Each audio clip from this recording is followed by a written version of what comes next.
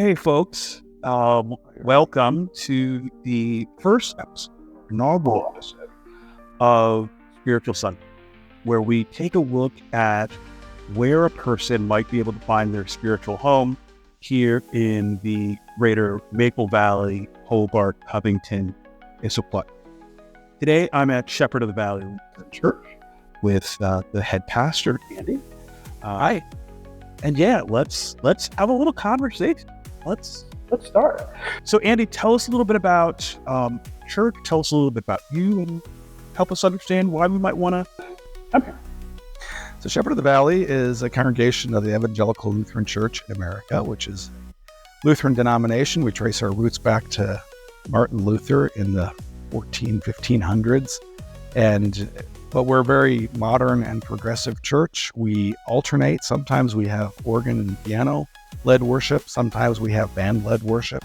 You can see behind me, we've got screens. We also have printed bulletins because some people can't worship if they don't have something to hang on to. We try to stay active in our community as well as in care for one another in our congregation. We think that we bring a unique perspective to church life here in this area compared to some of the other congregations that are around, many of whom we know, some of whom we've worked with and done different things with. And I wanted to share our welcome statement.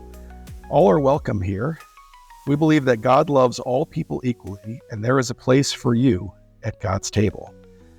We as a congregation commit to the work of anti-racism, liberation, social and environmental justice for all of God's creatures. We welcome you to join the ministry of Shepherd of the Valley Lutheran Church as we celebrate diversity of age, race, sexual orientation, gender identity, religious background, life experience, complexities, and questions. Join us on the journey as we joyfully and inclusively love and serve our I'm sorry, I get it. I'm getting a little, hearing that statement makes me emotional because I know as a person who was raised in a Catholic church, baptized in a Baptist church, confirmed in a Protestant church, and has friends literally of every religion, a lot of times you will deal with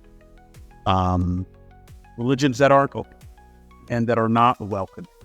And so hearing that welcoming state really touches me in a very personal way, because I know I have friends who are part of the LGBTQ plus community, and they haven't been accepted in a lot of, and they've lacked. I have friends who they've left because they weren't welcome. That they couldn't bring their whole selves, and that's very important to us as a congregation. Not just that people feel welcome to come in the door, but they feel welcome to be who they are completely, whether that be part of the LGBTQ plus spectrum or that be scientifically minded and educated in some other way. And we want people to feel free to be who they are and all of who they are as part of this community. And that includes having questions, and includes folks that say, I can't really say all of the creed. There's parts of it I don't believe in. And I say, you know what? We're still going to say it. You can step out of the part you want to step out of, but part of the value of the creed, on top of what we say in it, that we say we believe, is that it connects us to history. We are not the first people trying to figure life out with one another in community, figuring out how God is part of that, how Jesus is part of that, how we live together, called together by the Holy Spirit. We're not the first people to do that. People have been trying to do that for a long, long time. And so I think there's a value in us being connected to this, to history through the creed, as well as through the scriptures and through other things. And now you said two things there. One, the creed. What is the? So we, as the Lutheran Church, we have 3 historic creeds. The shortest and most commonly used one is the Apostles' Creed. That's I believe statements, 3 of them, one focused on God the Father, the Creator, one focused on Jesus the Son, the Redeemer, one focused on the Holy Spirit, enlivener, enlightener. That dates back, it's probably the earliest creed, dates back to the time of the apostles, which is why it's called the Apostles' Creed. It's how people were baptized in the early days and still are today. We have baptism coming up on Sunday. I think you've been here for baptism, as I recall correctly. Yeah. And we still use that in our baptisms today. And then the Nicene Creed was developed by the Council of Nicaea, give or take 1600 years ago. A little more elaborate, a little more talk about the substance of God and some other things that, so it's the same basic structure, but stretched out. And then the longest that we do not use in worship is called the Athanasian Creed. And that has a lot of language around specifics and around saying, oh, and if you don't quite believe this right, then you're not quite right. And we don't want you here. And we don't use that. So the creeds are statements of belief that that the church has held for millennia, and that we continue forward. And sometimes we use modern creeds as well. There's a creed that we used last spring from the United Church of Canada that really I found to be nice. It's called the New. Now it's the new creed, because it's been revised a couple times. So, Like that. It's so, I mean, it's really cool. A church that is so welcoming, so open to others. One of the things that I think about for a church or a place that I would want to call a spiritual home is its integration into the community. Because community, I think, is where churches come. Mm-hmm. So help us understand the community here. We're a congregation of people within the congregation that really care deeply for each other. And one of our council members always says, we're a very small but mighty group of folks. And we're in the midst of a couple of deaths in our congregation, and while there's a lot of grief and sadness around that, there's also it's interesting, or it's a blessing to watch people rally around the spouse who has lost their spouse and support them. We had somebody recently as their spouse who has now died, but was dying from cancer, who's reached back out and said, "Stop! We cannot eat all the food you're bringing us. Please stop. Just let us catch up. The freezer's full, the fridge is full, everything is full, the coolers are full. We cannot eat all this food. Give us a chance to eat all the food, and then you can bring more." We love to be together, to do different things. We have the person who passed away, actually, I kind of thinking of what was her contribution. Well, one of her many contributions was she started our Easter Sunday tradition of having mimosas as part of our Easter Sunday brunch. Nice. So we do mimosas on Easter Sunday, and occasionally other times when someone feels like we ought to have mimosas if we're celebrating something, or every Sunday. Every Sunday, yep. And we do celebrate every Sunday. We celebrate communion almost basically every Sunday. I don't want to say that and have you come one Sunday a year. We don't, but fundamentally every Sunday. We like to do different things with the community. I've been thinking about something we did 3 years ago.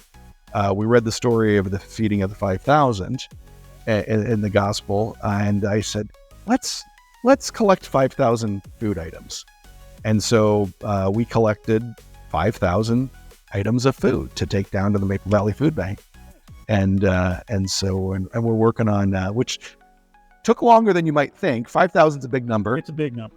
And we weren't trying to cheat. We didn't say, "Oh, it's a pack of hot chocolate mix, that's 16." We said, "No, that's one."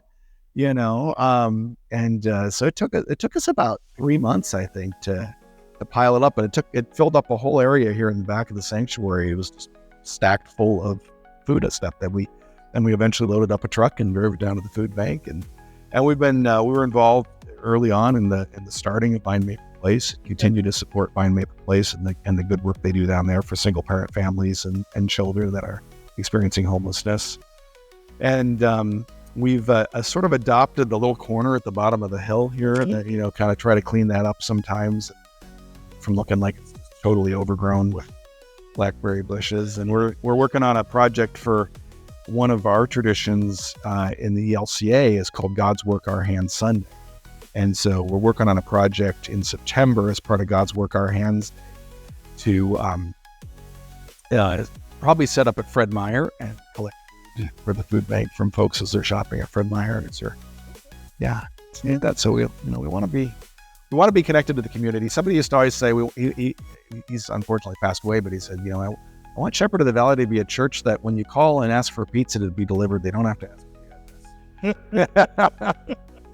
I like it.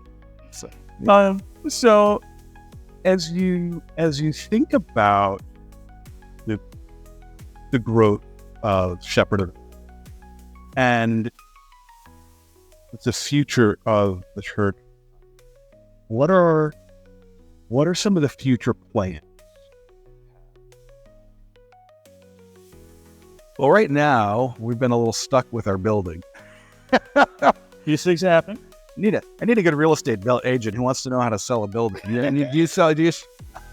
No, we've unfortunately we've had some issues that had with floods and issues that have come up in our building, and I think we would all agree it's unfortunate we've had to focus on that. We need our building. We need a place to meet. We love our sanctuary. We love having a place to gather.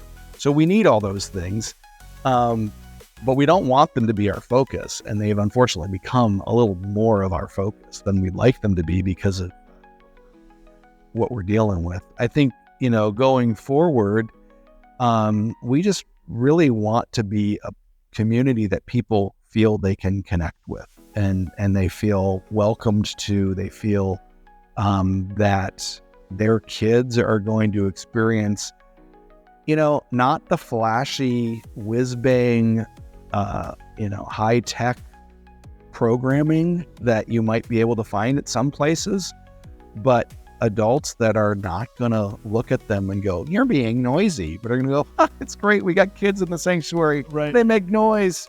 Wonderful." And they're going to know that they can run in and there's going to be someone there who's 60 years older, 70 years older than them, who's going to say, "Good morning. Good to see you today." And they're going to know that they're cared for, and they and their families, whatever their families might look like, and it might be different than the family you or I grew up with, are going to be cared for and loved and supported. And it's okay if they're, like I said, if they're noisy. It's okay if they're running around. We'd rather have young people in worship than in some other place in the building. And so we gather all together for worship. We let them go outside some too. And, we have some during the year, we'll have Sunday school and have programs so that, they're not stuck listening to me ramble for 20 minutes, but, And so I think, beyond that, we're still stuck on the building. And it happens. Listen, I think one of the things that religion as Christianity teaches is a resilience. Mm-hmm. And that's one of the things that this congregation is dealing with right now. And this, as they say, this too shall pass. And once we're through it, we'll be through it, and we'll have grown and learned and continue to grow. Now, I have to say, as you were talking about children and having children here in the community and being able to be in this area, or the overall church, my kids love it. So my family is not here every. We haven't been here for a while, here nor there. But they love it. Mm-hmm. And the other thing that I knew guys do in the building itself is we actually have two schools. Yeah, so downstairs, Tahoma Cooperative Preschool uses some of our space downstairs. Okay. And that's a cooperative model preschool, meaning that parents come with their children. And I don't know the details if they come half the time or all the time, or sometimes they're with the students and other times they're cleaning or doing something else. I don't know exactly how it works, but it's an parent involved model. Okay.